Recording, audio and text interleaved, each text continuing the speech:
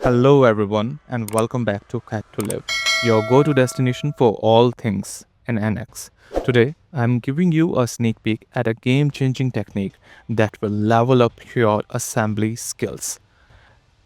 As you can see on my screen, I have automated the movement of these parts right here in the assembly environment without using any specialized animation modules.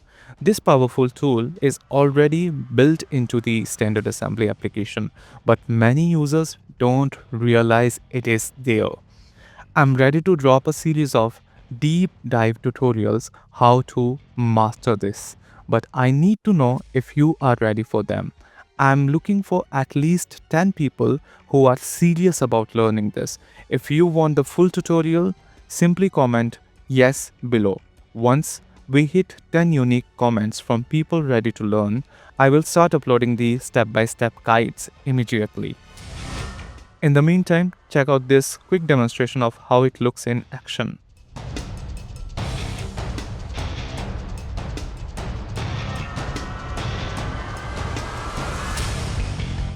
So, don't forget to like this video, share it with your fellow engineers, and subscribe to Cat to Live so you don't miss the launch. I'm waiting for your comments.